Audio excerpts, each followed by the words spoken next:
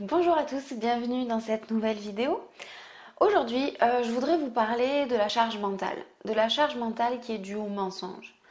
En fait, j'en parle régulièrement, je pense que j'ai déjà dû évoquer ça dans les vidéos et j'en parle aussi beaucoup lors des premiers appels. Je ne sais pas si vous êtes au courant, mais vous pouvez prendre rendez-vous avec moi pour un premier coup de fil dans lequel on va faire le point un peu. J'appelle ça un appel diagnostic entre guillemets, c'est pour faire le point sur ta situation, voir si je peux t'aider, voir si ce que tu vis correspond à l'accompagnement que je propose et si je peux te coacher du coup pour que tu t'en sortes mieux. Et du coup dans ces premiers appels, je te pose souvent la question de ta charge mentale par rapport au mensonge. Qu'en est-il de ta charge mentale? Comment tu la définis? À quel point tu penses à tout ça? Et je voudrais définir cette notion parce que je sais qu'elle n'est pas claire pour tout le monde. Il y a plein de personnes qui, quand je les ai au téléphone, quand je leur demande la charge mentale, ils me disent mais qu'est-ce que c'est en fait? Et je trouvais que c'était intéressant d'en parler parce que vous êtes très nombreux à avoir une charge mentale hyper élevée par rapport au mensonge et à la fois ne pas savoir comment faire diminuer ça finalement. Bien sûr, ici, je suis là pour vous aider à arrêter de mentir, mais aussi à vous apprendre à mieux vivre avec votre fonctionnement. Ça ne veut pas dire que vous n'allez pas vouloir arrêter de mentir à un moment donné, mais en attendant, tant que vous êtes dans le chemin, vous aider à mieux vivre ça au quotidien et du coup faire baisser aussi cette charge mentale. Donc dans cette vidéo, premièrement, je vais vous répondre à la question de la charge mentale, qu'est-ce que c'est? Deuxièmement, je vais te demander d'évaluer et te donner un outil pour évaluer ta charge mentale, pour voir où t'en es. Et troisièmement, donc à la fin de cette vidéo, je te donnerai un conseil, un petit exercice à faire pour réussir à diminuer cette charge mentale avec la méthode de l'extension de cerveau. J'aime beaucoup ce titre que j'ai donné à cette méthode. Et bien, je vais commencer tout de suite avec la première partie du coup qui est définir la charge mentale. La charge mentale, qu'est-ce que c'est? En fait, je vais te donner ma propre définition, genre comment moi je l'explique. C'est pas forcément la définition que tu trouveras sur internet. D'ailleurs, j'ai regardé vite fait, il n'y a pas de définition particulière sur la charge mentale. En tout cas, pas comme moi je le vois. Donc, ce que j'appelle une charge mentale, c'est quand tu penses énormément à quelque chose, que ça prend beaucoup de place, que tes pensées tournent en rond, que ça te prend le chou et que t'en sors pas en fait. Pour moi, avoir une charge mentale élevée sur un thème, c'est ça. Et donc là, lié au mensonge, ce serait de penser souvent au mensonge. Je vais te lire ce que j'ai écrit. En fait, pour mes clients, les personnes que j'accompagne en coaching, je leur fais parvenir un questionnaire à remplir en début de coaching. Il y a un suivi tous les mois et à la fin, on fait le point aussi avec ça. Et là, je vais te lire un extrait de ce questionnaire. Je vais peut-être même t'afficher au montage, je verrai si je le fais ou pas, la question en question pour que tu vois à peu près à quoi ça ressemble, que tu t'en fasses une idée. À un moment donné, je te l'afficherai et je vais te lire ce qui est écrit là. C'est comme ça que je l'explique dans le questionnaire de début de coaching pour mes clients. Donc, je me pose la question, quelle place prend le mensonge dans ta vie? Quelle est ta charge mentale à ce sujet? À quel point est-ce que tu y penses? La charge mentale comprend toutes les pensées liées directement ou indirectement au mensonge, tes mensonges et leurs conséquences, etc.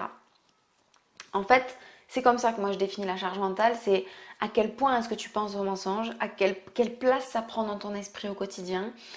J'ai des personnes en premier appel qui me disent ça prend toute la place, j'y pense toute la journée, je me prends le chou. Et pour te donner des exemples un peu plus concrets, ce serait te dire, par exemple, tu te lèves le matin, les premiers trucs auxquels tu penses c'est oh mon Dieu, je vais voir des gens dans mon quotidien, par exemple, je vais voir des gens au boulot. Je leur ai menti, il faut que je tienne ma version.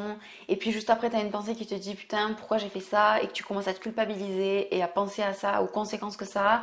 Et après, tu vas dans ton miroir et tu te prépares et tu dis mon Dieu, mais je me déteste d'avoir fait ça, j'en peux plus. Et en fait, il y a le mensonge en tant que tel, les conséquences, la culpabilité, les émotions et tout ce qu'il y a autour en fait. Et bien sûr, à chaque fois, le problème, c'est pas que le mensonge, c'est tout ce qu'il y a autour. Et là, c'est un peu ça pour moi, la charge mentale, c'est tout ce que tu mets autour de ça, tout ce qui remplit ton esprit, charge mentale. C'est comme si dans ton mental, il y avait un poids, un truc qui te paf comme ça, là, qui te plombe. Ça comprend toutes tes pensées qui sont liées directement ou indirectement à tes mensonges. Donc, les mensonges que tu fais et leurs conséquences, autant vis-à-vis des autres que vis-à-vis de toi, et toutes les pensées qui tournent autour de ça en boucle.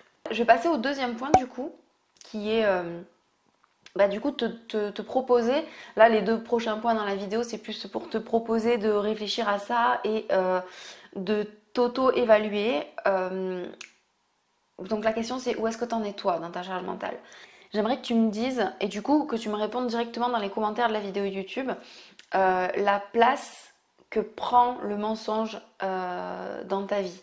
La place que prend le mensonge et ses conséquences, donc tout ce que je viens de décrire juste avant, dans ta charge mentale. C'est-à-dire qu'au quotidien, tu vois, tu as tout un tas de pensées. Il faut que je pense à mettre mon réveil, il faut que j'aille faire les courses, ouh là là, c'est l'heure d'aller au boulot, oh mon Dieu, j'ai pas vidé le linge, j'en sais rien, il faut que je fasse à manger ce soir, ah oui, puis ce week-end, il faut que je pense à acheter un cadeau pour l'anniversaire de ma nièce, et puis truc, et puis machin. Bon, ça, c'est les pensées du quotidien un petit peu.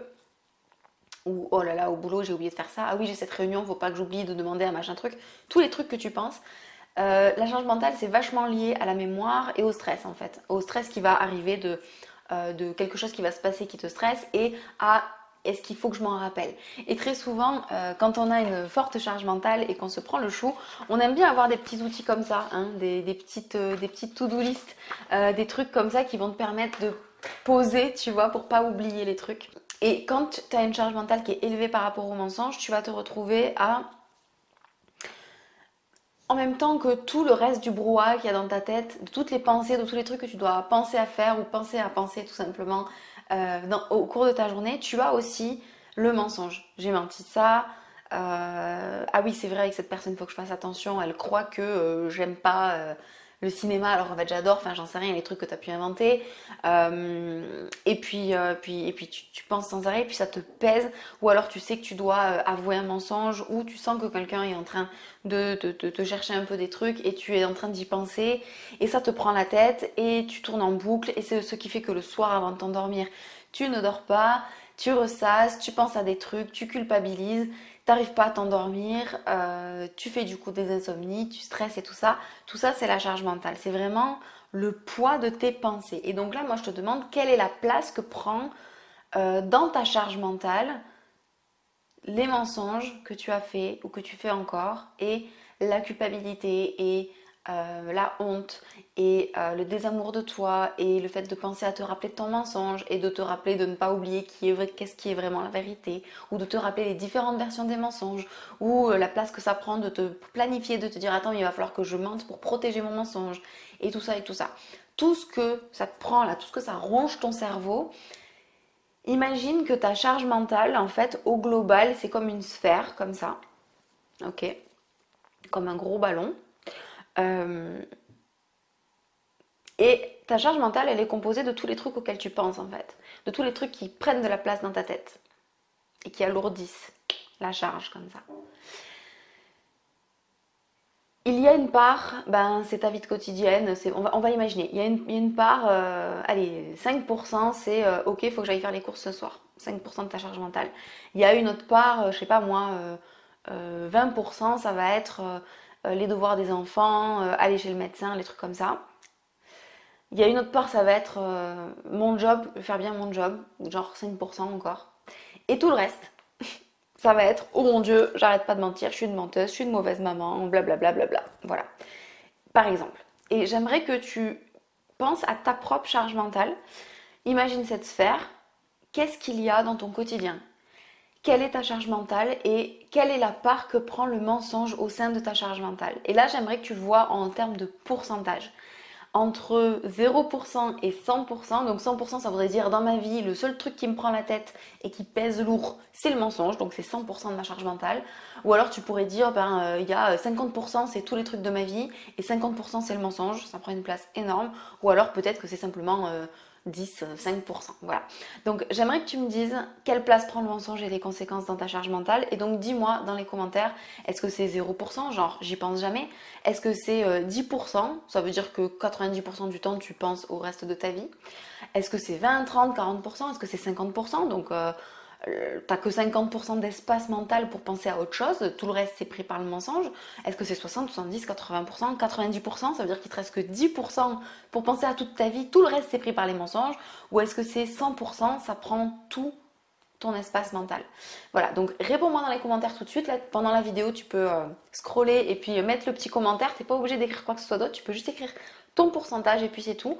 Aujourd'hui, Ça veut dire que c'est aussi pas, c'est aussi une notion que j'aimerais te donner. Ça, c'est pas toujours le cas. C'est-à-dire que des fois, il y a des jours où tu vas y penser tout le temps et des fois, tu vas y penser un tout petit peu.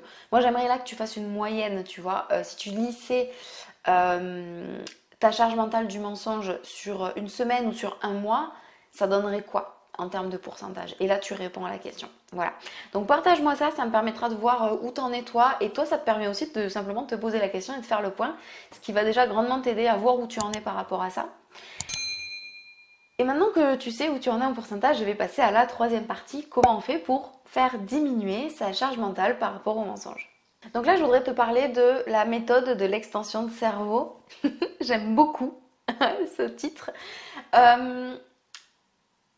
En fait, la méthode de l'extension de cerveau, ce que j'appelle ça comme ça, c'est la toute bête, simple et méchante méthode d'avoir un... Hey, salut à toi, c'est salut, c'est Cory du montage. Du coup, je suis en train de faire le montage de la vidéo que tu es en train de voir.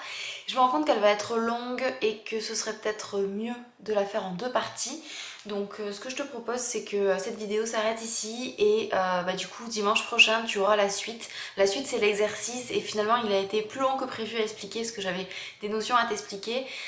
Donc tu auras la semaine prochaine la suite de la vidéo. Ça te laisse le temps cette semaine de bien comprendre la théorie, de donner ton pourcentage dans les commentaires. Et la semaine prochaine, du coup, tu auras l'exercice à mettre en pratique et tu pourras le partager. Voilà. Donc, merci d'avoir écouté jusque-là et je te dis à la semaine prochaine. Et j'attends de voir dans tes commentaires, dans les commentaires ton pourcentage. Bye bye.